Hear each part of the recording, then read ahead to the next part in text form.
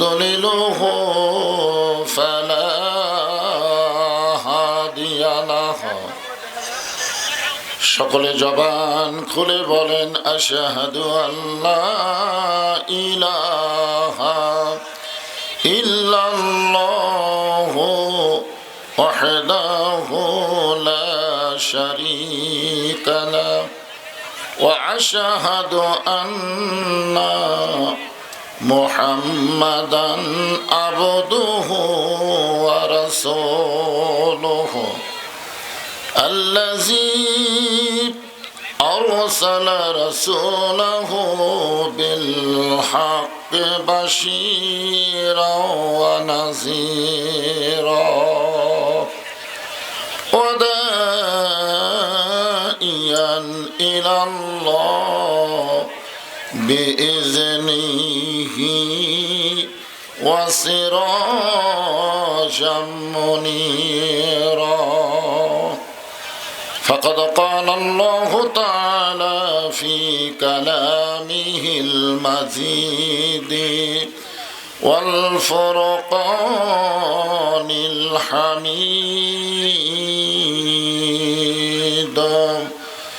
জবান খুলে সকলে পড়েন আউযু বিল্লাহি মিনাশ শাইতানির রাজিম বিসমিল্লাহির রহমানির রহিম ইয়া আইয়ুহাল্লাযীনা আমানু ইসতাঈনু বিস-সাবরি ওয়াস-সালাহ ইন্নাল্লাহা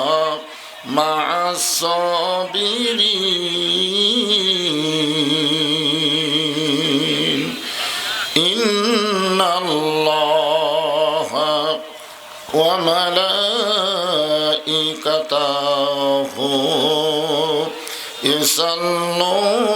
ইউসাল্লুনা আলান নবী ইয়া আইয়ুহাল্লাযীনা আমানু সাল্লু আলাইহি ওয়া সাল্লিমু তাসলিমা আল্লাহুম্মা সাল্লি আলা মুহাম্মাদ ওয়া আলা আলি মুহাম্মাদ কামা সাল্লাইতা আলা ইব্রাহিম وعلى آل إبراهيم إنك حميد مجيد اللهم بارك على محمد وعلى آل محمد كما باركت على إبراهيم وعلى آل إبراهيم إنك حميد مجيد তোর পাহাড়ের ধুলি লাগিয়া মুসা নবীর সম্মান বেড়ে যায় নূর নবীজির জুতার ধুলাই দয়ার নবীজির জুতার ধুলাই আল্লাহর আরশ ধন্য হয় সাল্লাল্লাহু আলা মুহাম্মাদ সবাই জবান খোলে সাল্লাল্লাহু আলাইহি ওয়াসাল্লাম সাল্লাল্লাহু আলা মুহাম্মাদ সাল্লাল্লাহু মাইকের ইকো দিছ নাকি ইকো বন্ধ করে দাও বন্ধ করে দাও মশরিকে হুব্বে মুহাম্মদ সকলে বলি সাল্লাল্লাহু আলাইহি ওয়াসাল্লাম मतलाए दीवानी माँ مطلع خورشید اشکست سینه سوجانی ما بلغ العلا بکماله کشف الدجى بجماله حسنت جميع خصاله صلوا عليه وآله اللهم آمين জান্নাতের বাগান থেকে জান্নাতি মানুষদেরকে নিয়ে আমি গুনাহগার তোমার রহমতের দরজায় দুখানা হাত তুলেছি আল্লাহ। হাসরের ময়দানে জব্বার আর কাহার নামে রূপ নিয়া তুমি যখন বিচার শুরু করবে, তোমার সামনে দাঁড়ায়া সমস্ত নবীরা নাফসি নাফসি বলে কাঁদতে থাকবে। এমন কঠিন অবস্থা হাসরে হবে, সেদিন সমস্ত নবী তার উম্মতকে ভুলে যাবে, শুধু বলবে আল্লাহ আমার কি হবে, আমার কি হবে। একমাত্র দরদি নবী শাফাতের কান্ডারি ইয়া রব্বি হাবলি উম্মতি বলে সেজদায় পড়ে যাবে। সেই কঠিন মুসিবতের সময় আজকের এই মাহফিলকে ওসিলা করে আমাদের সবাইকে রাসূলের উম্মতের কাতারে আল্লাহ কবুল করে নিও। সুবহান রাব্বিকা রাব্বিল ইজ্জাতি আম্মা ইয়াসিফুন ওয়া সালামুন আলাল মুরসালিন আলহামদুলিল্লাহি রাব্বিল আলামিন। লা ইলাহা ইল্লাল্লাহ।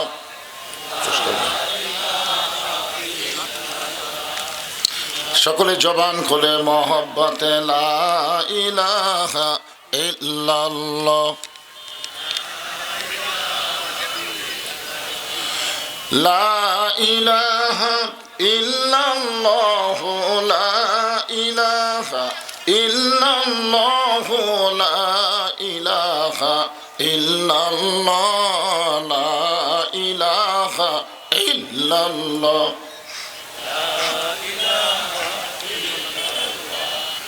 লা ইলাহা। যার দিলে আছে আমার আল্লাহর ভয়, যার মনে আছে আল্লাহর ভয়, আল্লাহ আল্লাহ সব সময়। আহারানিদেরা ভালো লাগে না এই দুনিয়া, ভালো লাগে না, ভালো লাগে শুধু আল্লাহ। লা ইলাহা ইল্লাল্লাহ, লা ইলাহা ইল্লাল্লাহ, লা ইলাহা ইল্লাল্লাহ, লা ইলাহা ইল্লাল্লাহ, লা ইলাহা ইল্লাল্লাহ। মরণের কালে বুঝিতে পারিবা, কবরে গেলে বুঝিতে পারিবা, এই কলেমার কত গুণ। লা ইলাহা ইল্লাল্লাহ বলরে মুমিনগণ, লা ইলাহা ইল্লাল্লাহ, লা ইলাহা, লা ইলাহা ইল্লাল্লাহ মুহাম্মাদুর রাসূলুল্লাহ। রাসূলের মহব্বতে জবান খুলে সকলে বলি সাল্লাল্লাহু আলাইহি ওয়াসাল্লাম। কেশরতা পশ্চিমপাড়া বাড়িতে অত্যন্ত পছন্দনীয় সময়, বলেন সুবহানাল্লাহ। এই সন্ধ্যার সময় জান্নাতের বাগানে আমার সামনে যারা বসে আছেন, আমি আমার অন্তরের অন্তঃস্থল থেকে আপনাদের সবাইকে শুভেচ্ছা জ্ঞাপন করছি। সম্মানিত মা বোনেরা, পর্দার অন্তরালে বসে বসে যারা আলোচনা শুনতেছেন, তাদেরকে শ্রদ্ধা জ্ঞাপন করে এই মুহূর্তে জানতে চাচ্ছি আপনারা সকলে কেমন আছেন? আলহামদুলিল্লাহ রব্বিল আলামিন। জি আলহামদুলিল্লাহ। জি আল্লাহ শারীরিক সুস্থতা এবং মানসিক প্রশান্তি, বলেন সুবহানাল্লাহ। গত বছর এই সময় আমাদের শারীরিক সুস্থতা ছিল, কিন্তু মানসিক প্রশান্তি ছিল না। মনের মধ্যে একটা অশান্তি কাজ করতো, না জানি কি হয়, না জানি কি হয়, মাহফিল হয় না বন্ধ হয়, এরকম একটা অশান্তি কাজ করতেছিল। কিন্তু এইবারে আপাতত সে অশান্তি নাই। শারীরিক সুস্থতা এবং মানসিক প্রশান্তি যে আল্লাহ দান করে আজকের এই জান্নাতের বাগানে আমাদের কিছু সময়ের জন্য কবুল করলেন, আমরা সে আল্লাহর উপরে খুশি না বেজার? তাহলে জবান খুলে সমস্বরে সকলে বলবো, রব্বানা লাকাল হামদ হামদান কাসীরান তাইয়িবান মুবারাকান ফীহি। আমরা আল্লাহর প্রশংসা করলাম যে আল্লাহ দয়া করে রহম করে মুসলমানের ঘরে মুসলমান হিসাবে কবুল করে আজকের এই বেহেশতের টুকরার মধ্যে আমাদেরকে কবুল করেছেন। আমরা সে আল্লাহর উপর খুশি না বেজার? তাহলে জবান খুলে বলি আলহামদুলিল্লাহ। আল্লাহর প্রতি আমরা বেশি বেশি প্রশংসা করব। এই মাসটা হলো আরবিতে রজব মাস। জোরে বলেন কি মাস?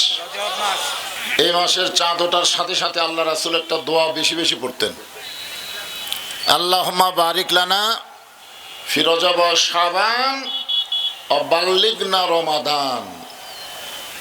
এই বাল্লিগনা রমাদান শব্দের অর্থ হলো, আল্লাহ রাসূল বলতেন যে রমজান পর্যন্ত আমার হায়াতকে প্রলম্বিত করে দাও, লম্বা করে দাও।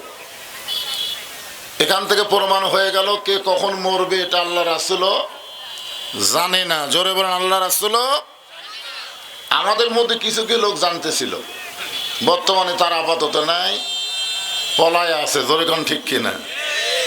এত সালের আগে আমাকে নামাইকে দেখেন, রজব পাইছে, মাঝখানে একটা শাবান, তারপরই রমজান। এরপরে রাসূল বলতেন বাল্লিগনা রমাদান।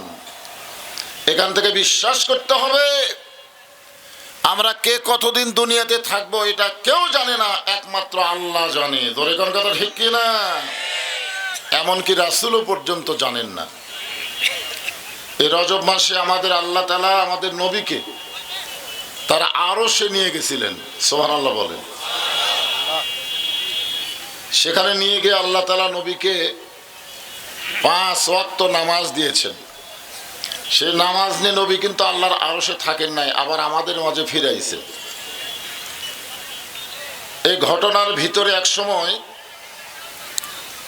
আল্লাহ তাআলা আমাদের নবীকে জান্নাতে দেখার তৌফিক দিয়েছিলেন। সুবহানাল্লাহ বলেন। আমাদের নবী কিন্তু জান্নাত দেখছেন।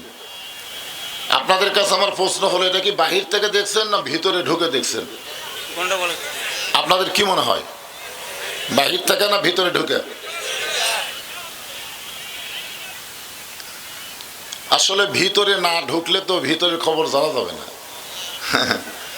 কোরআন হাদিসের ভিতরে না ঢুকে কেউ যদি বলে ইসলামের সাথে রাজনীতির কোনো সম্পর্ক নেই, এরকম কিছু কিছু মূর্খ গণ্ড আছে না নাই?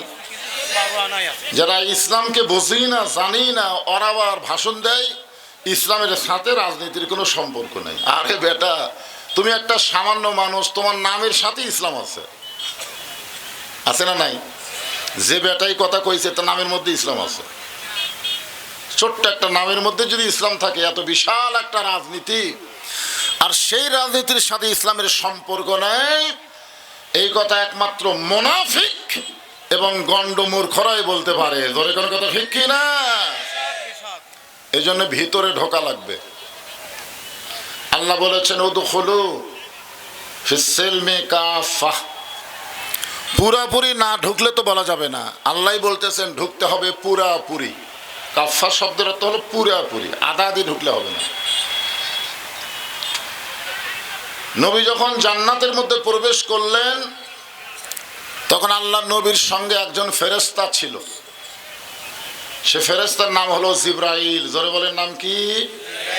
আর আমরা যারা এখানে বসে আছি আমাদের সঙ্গে সব সময় দুইটা ফেরেশতা থাকে, সব সময়। আপনি ঘুমালেও থাকে, চেতন থাকলেও থাকে, দরজা জানলা বন্ধ করে অকাম করার সময়ও থাকে। ছেলেরা কম্বলের মধ্যে যদি ইউটিউব চালু করে খারাপ অশ্লীল ভিডিও দেখে তখনও কিন্তু থাকে, থাকে না? সেই দুইটা ফেরেশতার নাম কি আপনারা জানেন? কিরামান কাতিবিনা ইয়ালামুনা মা তাফআলুন। সব সময় আমাদের সঙ্গে আছে, অথচ আমরা অনেক সময় গল্প করছি, এমন গোপনে করলাম কেউ দেখেনি। এরকম বলি কি বলি না? হায় হায়, এমন গোপনে কাম করছি দরজা জানলা বন্ধ করে কেউ দেখেনি। তখন দুই ফেরেশতাকে আল্লাহ এরা যে বলতেছে কেউ দেখেনি, তো আমরা কি ঘুম পারছি? বিশ্বাস করতে হবে কেউ না দেখলেও আল্লাহ দেখতেছে, কেউ না লিখলেও তোমার কাঁধের দুই ফেরেশতা লিখতেছে। জোরে কোন ঠিক কি না? তোমার দুই কাঁধে দুই মোহরি লিখিতেছেন ডায়েরি। খালি এই বিশ্বাসটা যদি আমাদের অন্তরে থাকে, আমরা যা করব সব লিপিবদ্ধ হচ্ছে। এবং হাসরের ময়দানে আল্লাহ বলবেন ইকরা কিতাবাকা, তোমার কিতাব তুমি পড়ো। তুমি কি করছো? তুমি দরজা জানলা বন্ধ করে একলাই 10টা সিল মারছো আর সকালে গল্প মারছো, কেউ দেখেনি। আজকে দেখো তুমি কয় বাপের জন্মা, এক বাপের জন্মা একটাই সিল মারবে, তুমি 10টা মারলা, তোমার তো বাপের হিসাব নাই। জোরে কোন ঠিক কি না? আসল কথা হলো আমাদের নবীর সঙ্গে দুই ফেরেশতা ছিল না, এই কথাটাই বলতে চাচ্ছি। আমাদের কাঁধে যে দুইটা ফেরেশতা আছে, নবীর কাঁধে দুই ফেরেশতা ছিল না। না থাকার পিছনে দুইটা কারণ। এক নম্বর কারণ হলো ফেরেশতা জিবরাইল যখন লাইলাতুল মেরাজে নবীর কাছে আসলেন আল্লাহর আরশে নিয়ে যাওয়ার জন্য, এমন সময় দেখে নবী ঘুম পাড়তেছেন।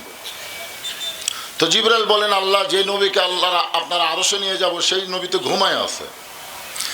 আল্লাহ বললেন জিবরাইল আমার রাসূলকে ডাক দাও। ফেরেশতা জিবরাইল বললেন কিভাবে ডাক দেব? আল্লাহ বললেন তোমার জিহ্বাটা বের করে নবীর পায়ের তালুতে সুরবুরি দাও।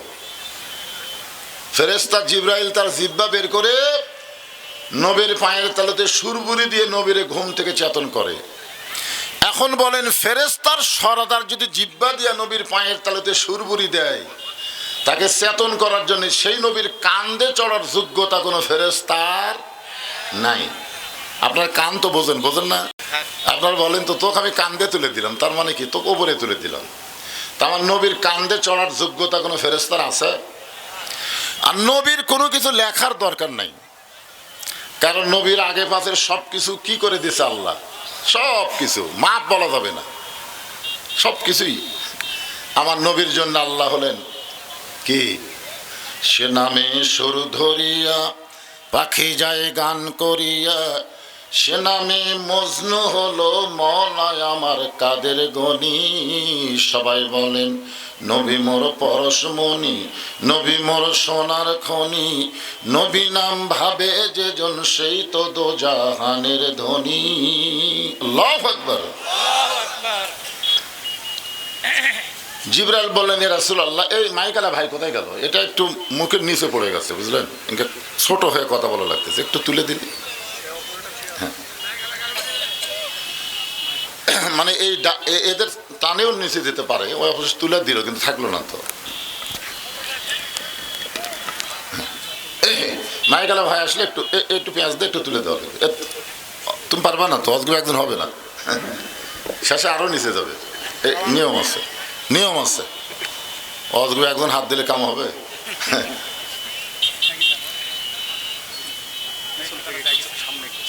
জায়গাটাই ছোট হয়েছে। পাশে একটা মাহফিল করলাম আমি কিছুদিন আগে, মঠপুকুর, দেখলেন আপনি গেছিলেন কেউ? মঠপুকুর, হ্যাঁ, বিশাল প্যান্ডেল, তারপরেও জায়গা হয় না।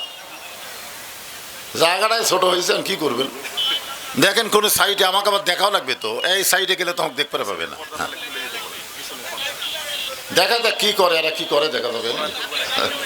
এই সাইডে যারা দাঁড়ায় আছে আপনারা বসেন, বসেন সবাই বসেন, আল্লাহর রাস্তায় বসেন।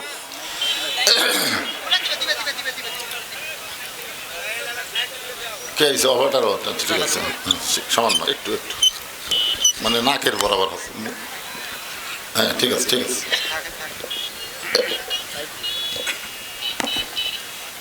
আমার তো ডেবে গেল রে, কি সবাই একটু জিকির করেন, লা ইলাহা ইল্লাল্লাহ, লা ইলাহা।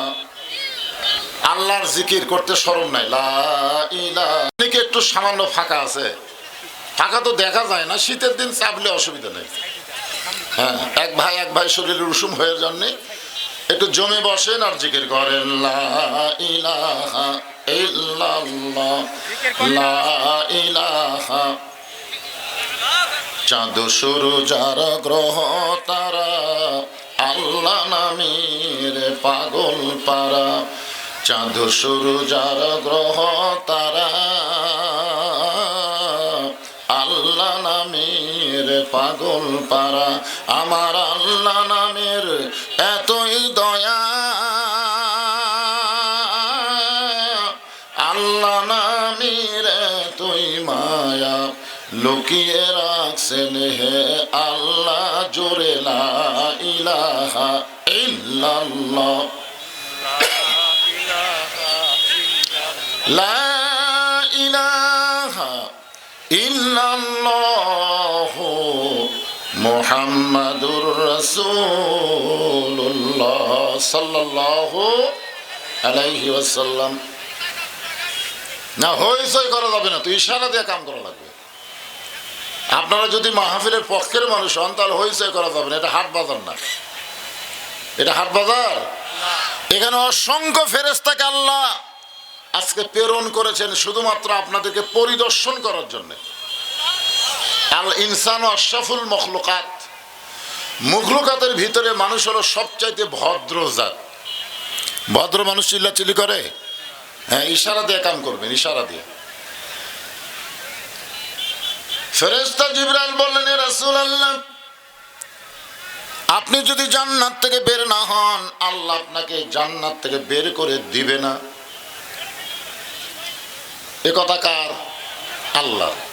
আল্লাহ কোরআনে বলেন, সালামুন আলাইকুম তিবতুম ফাদখুলুহা খালিদিন।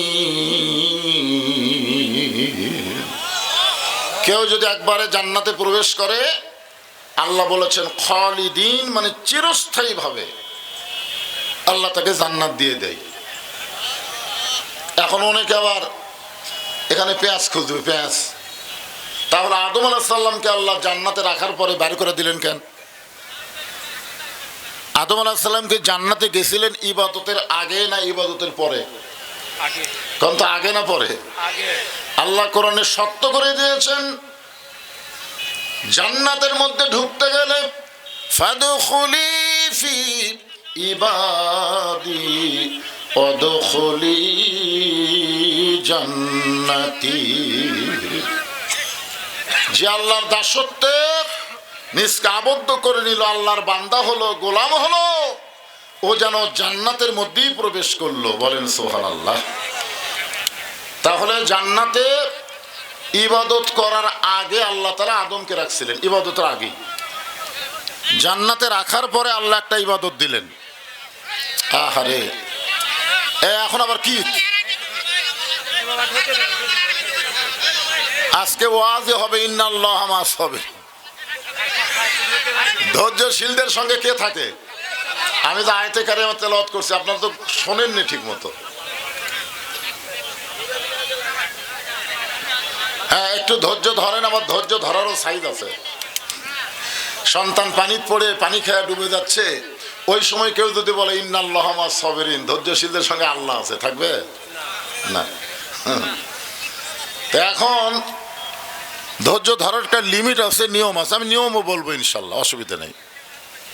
একটু পরিবেশ দেন, সুন্দর পরিবেশ।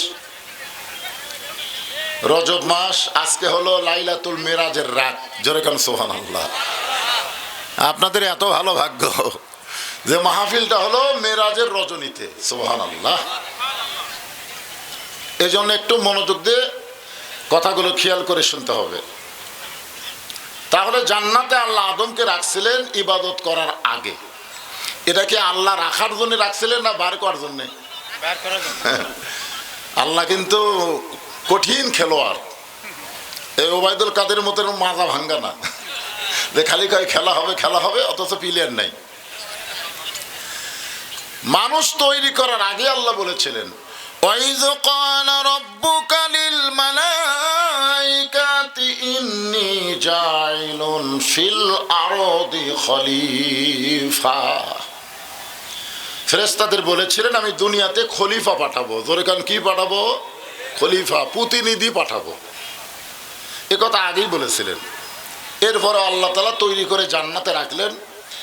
জান্নাতের ভিতর আল্লাহ একটা ইবাদত দিয়েছিলেন। ইবাদত, সেই ইবাদতটা কি জানেন? ওয়ালা তাকরাবা হাযিস শাজারাতা ফাতাকুনা মিনাজ জালিমিন। তোমাদের ইবাদত হলো এই গাছের কাছে যাও না। ওই গাছের কাছে গেলে তোমরা জালেম হবে। মারাত্মক কথা, জালেম। কোন ইবাদত নাই, একটাই মাত্র ইবাদত।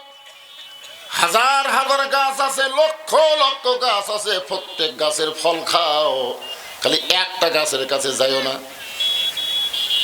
এগুলো ইবাদত আমাকে দিলে করা সহজ। জোরে কোন ঠিক কিনা? এত হাজার হাজার গাছ আছে, খালি ফল ধরে আছে, সেইটা বাদ দেয়, ওটা কেন যাব? কিন্তু এরপরেও মনের মধ্যে কিউরিসিটি, ওর মধ্যে কি আছে? কারণ নিষেধ করলেই তার প্রতি আকর্ষণ বাড়ে মানুষের। জোরে কোন কথা ঠিক কেন? নিষেধ করলেই দেখবেন এর প্রতি একটা আলাদা আকর্ষণ হয়। যাই হোক, গাছের ফল খাইছে, জান্নাত থেকে বের করে দিচ্ছে। বের করে দেওয়ার পিছনে আল্লাহ বললেন, আমি জান্নাতের মধ্যে পেশাব পায়খানা তৈরি করিনি। ওই ফল খাওয়ার সাথে সাথে তোমাদের পেশাব হবে, পায়খানা হবে। এখন পেশাব পায়খানা কোথায় করবা? জান্নাতের মধ্যে তো পেশাব পায়খানা নাই। তো তোমাদেরকে পেশাব পায়খানা করার জন্যে আমি দুনিয়াতে পাঠাচ্ছি। এখান থেকে আপনারা খেয়াল করবেন, দুনিয়া থাকার জায়গা না, এটা হলো পেশাব পায়খানা করার জায়গা। কথা না? এখন পেশাব পায়খানা করতে এসে যদি কেউ কয় যাবো না রে, আপনি পায়খানার মধ্যে ঢুকে বাড়াবার চান না থাকবার চান? কথা কর না গে, থাকবার চান? আজকে সারাদিন আমি এখানে থাকবো, কেউ থাকবে না ভাই, কাজ হয়ে গেলি আউট। তো দুনিয়াটা হলো পেশাব পায়খানা করার জায়গা, এখানে থাকার জায়গা না। কিন্তু কতকগুলো বোকা এখানে এসে থাকতে চায়, যাওয়ার কথা ভুলে যায়। এই দেখেন, ওই যে একটা টার্গেট লাইট মার, ওই যে ছেলে। আচ্ছা, এত মানুষ থাকতে বক্তার দিকে টার্গেট করতে দেখেন।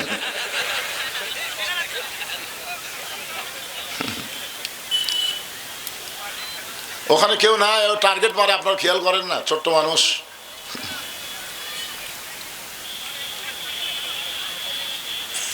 ফেরেশতা জিবরাইল বলেন, রাসূলুল্লাহ, আপনি যদি জান্নাত থেকে আজকে বের না হন, আল্লাহ আপনাকে জান্নাত থেকে বের করে দেবে না।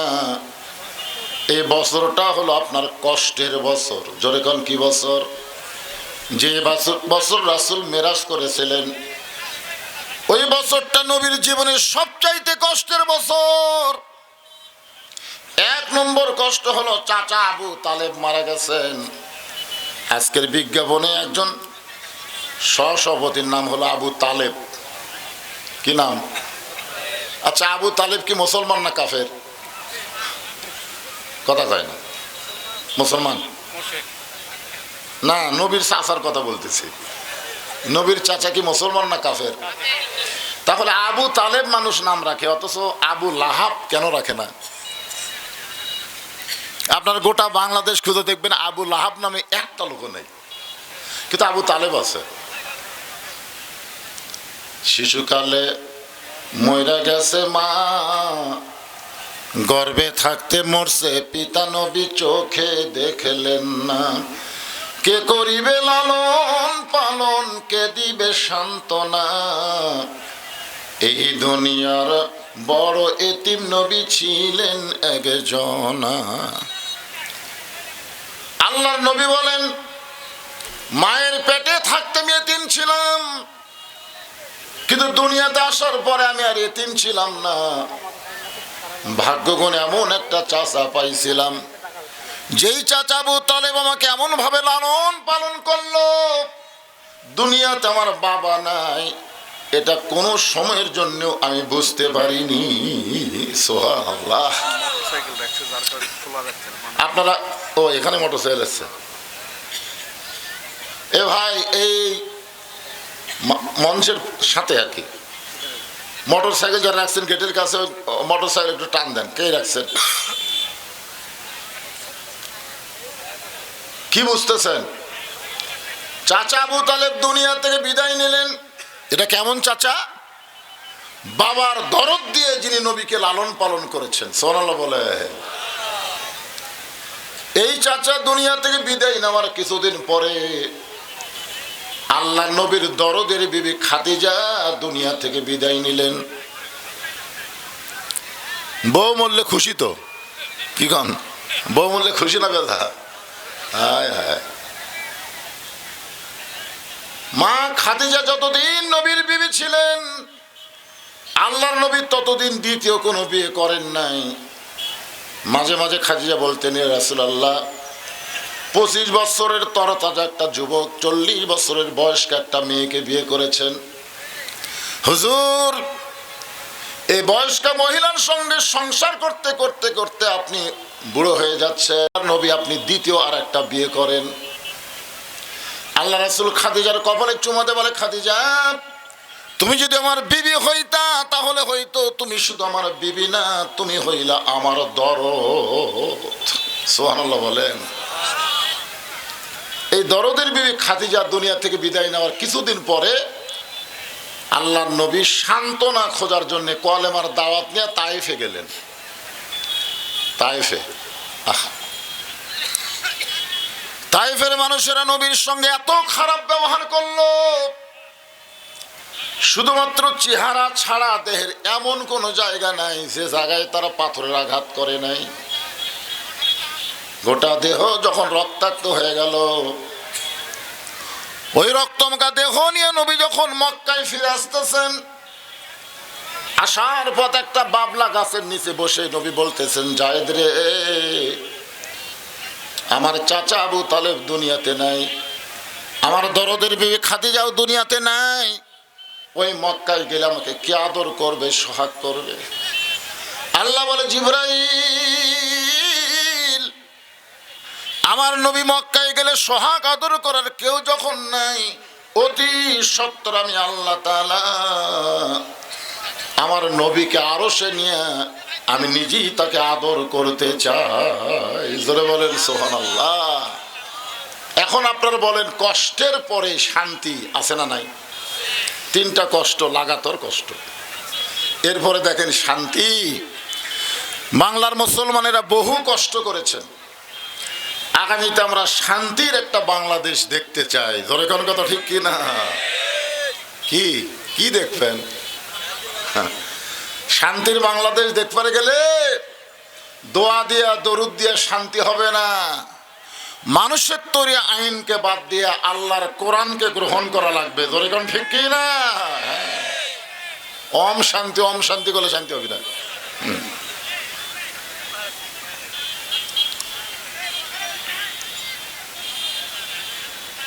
আরশ থেকে আল্লাহ তাআলা আমার নবীকে আবার দুনিয়াতে প্রেরণ করছেন। সেই ঘটনা বলতে গিয়ে আমি জান্নাতের কথা বলতেছি। নবী জীবনে 3 বার রাগ করছেন। কয়বার? আসলে নবী তো রাগের নবী না। আমাদের নবীকে রাগের নবী? আমাদের নবী সম্পর্কে আল্লাহ বলেন, ওয়ামা আরসালনাকা ইল্লা রাহমাতাল লিল আলামিন। আপনাকে প্রেরণ করা হয়েছে গোটা বিশ্ববাসীর জন্য রহমত স্বরূপ। বলেন সুবহানাল্লাহ। সেই নবী 3 বার রাগ করছে। কয়বার? প্রথম রাগ করছে যখন আল্লাহর নবী বোরাকের পিঠে চড়তেছেন না। জিবরাইল বললেন, হুজুর এত সুন্দর বোরাক, এটাকে আপনার পছন্দ হয়নি? তো আল্লাহ রাসূল বলে, জিবরাইল তুমি না কইলে এই বোরাকের পিঠে চললে বোরাক আমাকে আল্লাহর আরশে নিয়ে যাবে। তো জিবরাইল বলে, হুজুর আপনি কি বিশ্বাস করেননি? বিশ্বাস করছি বলেই তো কাঁদতেছি। জিবরাইল কয়, বিশ্বাস করে কান্দার কারণ? ওগো আল্লাহর নবী, বিশ্বাস করার পর আপনি কেন কাঁদেন? নবী বলেন, জিবরাইল তুমি যদি নবী হইতা তাহলে তুমিও চিন্তা করতা, কারণ তুমি ফেরেশতা, তুমি নবী না। নবী হলে চিন্তা আছে। বলে কি চিন্তা? বলে আমার গুনাহগার উম্মতের জন্য আল্লাহ তাআলা 30,000 বছরের একটা পুল সিরাত, যে পুল সিরাতের নিচে 7টা জাহান্নামের আগুন দাউ দাউ করে জ্বলতেছে। সে পুল সিরাত কি রকম জানেন? পদ্মা ব্রিজের মতন, চুলের চাইতেও চিকন হবে, খুরের চাইতেও ধার। কেমনে হবে পার আমার উম্মত গুনাহগার? এমন করে একটা বোরাক যদি আল্লাহ পুল সিরাতের কিনারায় আমার উম্মতের জন্য বাজেট করত, আমি নবী খুশি হইয়া বোরাকের পিঠে চড়তাম। সুবহানাল্লাহ, কি নবী, কি নেতা রে! এই জন্য তো আমরা দরুদে বললাম, আল্লাহুম্মা সাল্লি আলা সাইয়্যিদিনা। খালি নবী না, আমাদের নবী হলেন আমাদের নেতা। আজকে বাংলাদেশে বহু মুসলমান নবীকে শুধু নবীর মধ্যে রাখতে চায়, নেতার মধ্যে নিয়ে আসতে চায় না। সাধারণ এক মানুষকে নেতা বানায়া তার পিছনে চামচা হয়ে ঘুর ঘুর করে ঘোরে। জোরে করে কথা ঠিক কিনা? আর মাঝে মধ্যে স্লোগান দেয়, আমার নেতার চরিত্র ফুলের মতন পবিত্র, নামাজ পড়ে না একত্র। এগুলা নেতা, এগুলা নেতা না, এরা লেতা লেতা। ওদের পুরানা কাপড় তখন হারকিন মুস্ত, তখন বলতো লেতা দিয়ে হারকিন মুস, লেতা। এই জন্য আমাদের নবী শুধু নবী না, নবীর পুরো দরুদ পড়ে, নবীর প্রতি সালাম করে মাহফিলের ভিতরে। কিন্তু নবীর সমাজ গড়ার কাজে অনেকের দ্বন্দ্ব মনে বাজে। নবীকে আর সমাজেতে সাজে? নবী থাকবে মসজিদের ভিতরে, নবী থাকবে মাদ্রাসার ভিতরে। আজকে বাংলাদেশের কিছু কিছু নেতার মাথা পাগল হয়ে গেছে, আমাদেরকে আলেমদেরকে ধর্মের নামে ব্যবসায়ী বলতেছে। বাজানগোদের মাথা নষ্ট হয়ে গেছে। জোরে কোন কথা ঠিক কিনা? আমার নবীকে ওরা পাগল কইছে, আমার নবীরে জাদুকর কইছে, আমার নবীরে গণক কইছে, আমার নবীরে কবি কইছে। এত কথা যদি নবীকে বলে থাকে তাহলে আলেমদেরকেও ওই জাতীয় মানুষেরাই বলবে। জোরে কোন কথা ঠিক কিনা? নবীর প্রতি দরুদ পড়ে, নবীরে সালাম করে, কিন্তু নবীকে নেতা হিসাবে মানবার চায় না। অন্য কাউরে নেতা মানবেন? আল্লাহ কোরআনে বলেন, লাকাদ কানা লাকুম ফি রাসূলিল্লাহি উসওয়াতুন হাসানাহ। সফলতা যদি অর্জন করতে চাও তাহলে বিশ্ব নবীকে তোমাদের আদর্শের নেতা হিসাবে গ্রহণ করে নাও। এখন একটা স্লোগান দেওয়া লাগবে। আমি যে বললো আমার নেতা তোমার নেতা, সকলেই বলবেন বিশ্ব নবী মোস্তফা। বলতে পারবেন না? আমার নেতা তোমার নেতা হলো না। আপনারা এত ছোট গলায় স্লোগান দিলেন কেন? আমাদের নবী কি ছোট নবী নাকি? কত বড় নবী কিছুক্ষণ পরেই বুঝতে পারবেন ভাইরাম। ফেরেশতা জিবরাইল বলেন, রাসূলুল্লাহ আমার মনে হয় এই চাওয়া আল্লাহ আপনার কবুল করবে না। কোন নবীর জন্য আল্লাহ বোরাক বানায় নাই, শুধুমাত্র আপনার জন্য তৈরি করেছে। আর আপনি সেই বোরাকের জন্য গুনাহগার উম্মতের বাজেট চাচ্ছেন। আমার মনে হয় এটা বেশি হয়ে গেল। এটা কি হলো? সর্বপ্রথম নবী রাগ করে বললেন, জিবরাইল তোমার আল্লাহকে বলো ঠেকা আমার না, ঠেকা হলো তোমার আল্লাহ। এটা কি জাতা রাগ? আমার আল্লাহকে বলার কথা কয়, তোমার আল্লাহ, তোমার আল্লাহ বলো ঠেকা আমার না, ঠেকা হলো তোমার আল্লাহর। আমি কোনোদিনও আল্লাহর আরশে যাবার চাইনি, আমার ঠেকাও পড়েনি। আমি কোনোদিনও যাবার চাইনি, আমি কোনোদিন মনের মধ্যেও কল্পনা করিনি, মোনাজাতেও কইনি। তো আল্লাহ বোরাক পাঠাইছে আমার নিয়ে যাওয়ার জন্যে, আমি যাব না। যতক্ষণ পর্যন্ত আমার গুনাহগার উম্মতের জন্য এমন করে একটা বোরাক যদি বাজেট না হয়, আমি নবী বোরাকের পিঠে চড়বই না। কিতাবের মধ্যে আছে তিনবার নবী বললেন চলবই না চলবই না চলবই না। সঙ্গে সঙ্গে আল্লাহ ডাকতে বলে, জিবরাইল আমার দোস্তকে বলো আমি লা ইলাহা ইল্লাল্লাহ বসে আছি ওই মুহাম্মদ রাসূলের আশায়। আজকে যানবাহন ফেরত দিলে আমি আল্লাহ বড় কষ্ট পাই। রে জিবরাইল, আমি আল্লাহ আমার নবীকে যেমন ভালোবাসি, আমার নবী তার চাইতে তার উম্মতকে বেশি ভালোবাসে। কি দয়ার নবী আমরা পাইছি ভাই। এমন করে একটা বোরাক তার উম্মতের জন্য আমি আল্লাহ বাজেট করে দিলাম।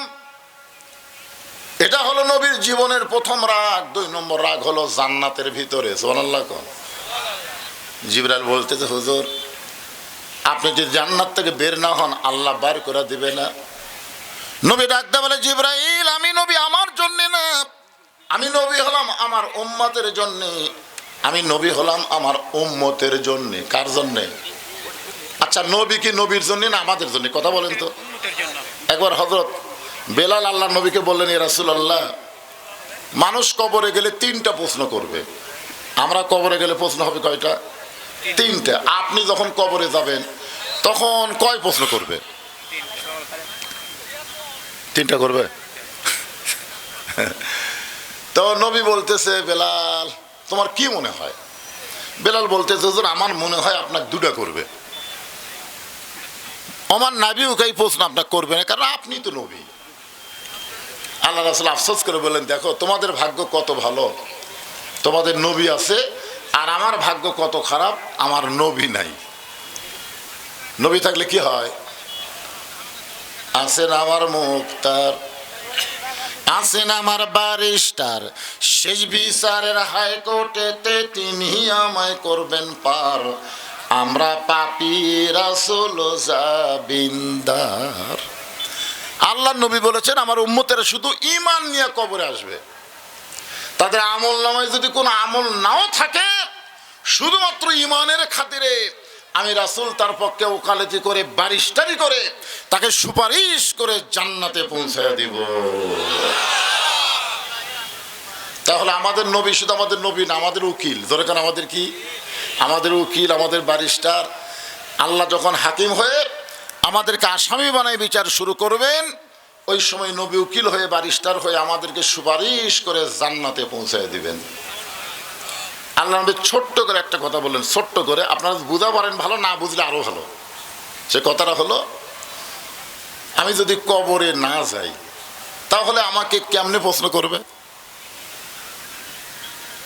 এখন তো অনেকেই বলে নবী কবরে আছে, অনেকেই বলে ইসলামের আলো জ্বালায়া দিয়া নবী ঘুমায়া আসেন সোনার মদিনায়। কেউ কি বলতে পারবেন যে ইসলামের পতাকা উড়াইয়া দিয়া নবী ময়রা আছেন সোনার মদিনায়? এ কথা বলতে পারবেন? ময়রা আছে? ময়রা আছে? ঘুমায় আছে? না হয় শুয়ে আছে। এইটুকু বলতে পারবেন শুয়ে আছে না ঘুমায় আছে, কিন্তু মরে আছে এ কথা বলা যাবে না। যারা মরে তাদের জন্য কবর হয় ভাই। নবীর উম্মতেরা ছোট্ট একটা কথা কইলাম, পরে চিন্তা করবেন। যেটা বলতেছিলাম, আল্লাহর নবী 5 ওয়াক্ত নামাজ নিয়ে আজকের রজনীতে ফিরে আসলেন আবার দুনিয়ায়। সর্বপ্রথম 5 ওয়াক্তের মধ্যে সূর্য উদয়ের আগে 2 রাকাত ফরজ নামাজ আমরা জামাতের সঙ্গে আদায় করি। এই নামাজটা হলো ফজরের নামাজ। জোরে বলেন কোন নামাজ? 5 ওয়াক্ত নামাজের মধ্যে সবচাইতে কঠিন, বিশেষ করে এই শীতের দিনে খুবই কঠিন, ঠিক না? আসসালাতু খায়রুম মিনান নাম শোনার সাথে সাথে উপরের কম্বল মনে হয় আরো চাপে ধরে। ওই সময় একটা যুদ্ধ শুরু হয়। আর একটু পরেই যাই, ফজরে আজান দেওয়ার 8 ঘন্টা পরে জামাত হবে, আর একটু পরে যাই। এই মনে করে কেউ যদি একটু পরে করে চোখ বন্ধ করে, আল্লাহ কয় তোকে আর কবুল করা হবে না, তুই থাক। আপনারা মনে এরকম কি হয় নাকি যে 8 ঘন্টা পরে জামাত হবি, এত সকালে উঠে কি হবে, আর একটু পরে, একটু পরে করলেই শেষ, কোনো সুযোগ নাই। আর সালাতু খায়রুম মিনান নাম শোনার সাথে সাথে কম্বলকে ফেলে দিয়ে তোষকরে লাথি মাইরে অজু করেন, যা করেন পেশাব টেশাব যা আছে করে অজু করে যখন মসজিদ দিকে রওনা দিবেন, ফেরেশতা বলে আল্লাহ শীতের দিনে তোমার যুবক বান্দা ল্যাপ তোষকের মহব্বত কলিজা থেকে বের করে ঠান্ডা পানিতে অজু করে তোমার ঘর মসজিদের দিকে যায়, এর ব্যাপারে রেজাল্ট কি আল্লাহ একটু বলেন। আল্লাহ বলে ফেরেশতারা সাক্ষী থাকো, এই যুবকের সামনে যদি আজকে বদরের যুদ্ধ হতো, এই যুবক সেই যুদ্ধের সৈনিক হয়ে যেত। ফজর নামাজ পড়া কি খুব সহজ মনে করছেন? আল্লাহর নবী হেরেমের ভিতরে একা একা ফজরের নামাজ আদায় করলেন। এখানে একটা লক্ষণীয় বিষয় খেয়াল করবেন, নামাজ যখন প্রথম নবী পাইছেন, এটা হলো নবুয়তের 10ম বৎসরে। নবুয়তের কত বছর? 10 বৎসরে নবী নামাজ পাইলেন।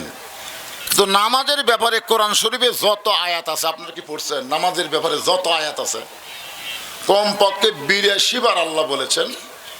কোরআনের প্রথমেই দেখেন আল্লাহ কিভাবে বলতেছেন, আল্লাযীনা ইউমিনুনা বিল গায়বি ওয়া ইউকিমুনাস সালাহ। নামাজ কি করো? কায়েম করো। কোরআন হাদিসের কোন জায়গাতে আপনার মধ্যে খুঁজে পাচ্ছেন যে আল্লাহ বলেছে ইকরাউস সালাত, নামাজ পড়ো? এ কথা আল্লাহ কইছে? নাই। আমরা যেটা করতেছি সেটা হলো নামাজ পড়া, যেটা আল্লাহও কয়নি নবীও কয়নি, সেই কাম করতেছি আমরা। আল্লাহ কয় নামাজের জোরে ফায়েশা কাজ যাবে দূরে, পাক কোরআনে রয়েছে ঘোষণা। এখন আকাম কুকাম নামাজ রোজা একসাথে বান্ধিয়া বোঝা, জাহান্নামে দিয়া সরওয়ানা। আজও কেন বাংলার জমিনে নামাজ কায়েম হইল না? একটু মনোযোগ দিয়ে শুনবেন। নবী আমার একা একা ফজর নামাজ আদায় করে যখন বের হচ্ছেন, হেরেম শরীফ থেকে যখন বের হচ্ছেন, সর্বপ্রথম যার সঙ্গে দেখা তার নাম হলো আবু জেহেল। আবু জেহেল কিন্তু আসলে ওর নাম না, অরিজিনাল নাম কি? হ্যাঁ, আমরা যে মাযহাব অনুসরণ করি, আমি বহু লোককে বলেছি, শতকরা 100 জনের মধ্যে 95 জনই উত্তর দিবার পারেনি। আমি বললাম আমাদের ইমামের নাম কি? আবু হানিফা। আবু হানিফা, ওনার নাম হলো নোমান ইবনে সাবেত। ওনার অরিজিনাল নাম হলো নোমান ইবনে সাবেত। সাবেতের সন্তান নাম হলো নোমান, অথচ আমরা কেউ জানি না। আবু জেহেলের অরিজিনাল নাম কি জানেন? উমর ইবনুল হিসাম। নবী সবসময় 2 উমরকে নিয়ে দোয়া করতো, আল্লাহ এই 2টা উমর যদি ভালো হয়ে যায়, দাওয়াতের ব্যাপারে আমার কোনো সমস্যা নাই। একটা হলো নেতা, একটা হলো ক্যাডার। একটা কি? নেতা। আবু জেহেল হচ্ছে নেতা, আর উমর ইবনুল খাত্তাব হচ্ছে ক্যাডার। আজকে বাংলাদেশের নেতার ক্যাডারগুলো যদি ভালো হয়ে যায়, আমাদের মতন আলেমদের আর ওয়াজ করা লাগবে না, বিনা ওয়াজে বাংলাদেশে আমল হবে। জোরে কোন কথা ঠিক কি না? 13 বছর নবী ওয়াজ করছেন, কাম হয়নি। আমি আমার জীবনে 42 বছর হয়ে কাম করতেছি, হচ্ছে না। 50 বছর কোরআনে তাফসীর করে জেলখানা। জোরে কোন কথা ঠিক কি না? রেজাল্ট হচ্ছে জেলখানা, মরে না, হাসপাতাল দিয়ে জামারে হেরে দাও, এই তো রেজাল্ট। আল্লাহর বান্দার একটু মনোযোগ দিবেন। রজবের রাতে, লাইলাতুল মিরাজের রাতে আপনাদেরকে যে কথাটা বলতে, সর্বপ্রথম যার সঙ্গে দেখা হলো তার নাম আমরা যেটা চিনি সেটাই বলতেছি, আবু জেহেল। নাম কি? এটাই আমরা তো জানি। আবু জেহেল নবীর চেহারার দিকে তাকায় থাকেন, নবীর চেহারা থেকে নজর ফিরাবার পারে না, শুধু তাকায় আছে, তাকায় আছে। 400 গ্রহ তারা, তারি নূরের ইশারা, নলে যে অন্ধকারে ডুবিত এই ধরনী।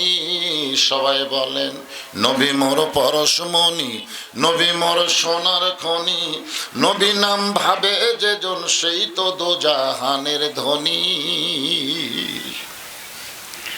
আবু জেহেল বলতেছে বাজান সন্ধ্যার সময় দেখেছি তুমি সুন্দর, সকাল বেলায় দেখতেছি তুমি অতীব সুন্দর। সন্ধ্যার সময় তোমাকে দেখলাম তুমি সুন্দর, আমাদের নবী যে সুন্দর এ ব্যাপারে সন্দেহ আছে নাকি?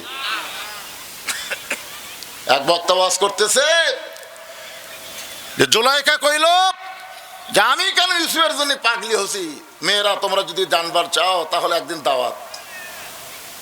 সবার হাতে একটা লেবু দিছে আর একটা চাকু দিয়ে বলতেছে তোমাদের সামনে দিয়ে ইউসুফকে নিয়ে যাব আর বলবো লেবু কাটো, লেবু কাটো। ইউসুফ রে নিয়ে যখন জুলাইখা যাচ্ছে আর বলে মেয়েরা লেবু কাটো, ওরা লেবু না কেটে হাতের আঙ্গুল কেটে দিচ্ছে। আঙ্গুল কাটে যাচ্ছে, লেবু না কেটে খেয়ালই নেই, ইউসুফের দিকে তাকায় থাকে সব শেষ। কিন্তু লাইলাতুল মেরাজে বর্তমানে যেখানে ফিলিস্তিনদেরকে হত্যা করা হচ্ছে ওই বাইতুল মুকাদ্দাস আল্লাহ কোরআনে বলেছেন সুবহানাল্লাযী আসরা বিআবদিহি লাইলাম মিনাল মাসজিদিল হারাম ইলাল মাসজিদিল আকসা। মসজিদে আকসাকে আমরা বাইতুল মুকাদ্দাস বলি। নবী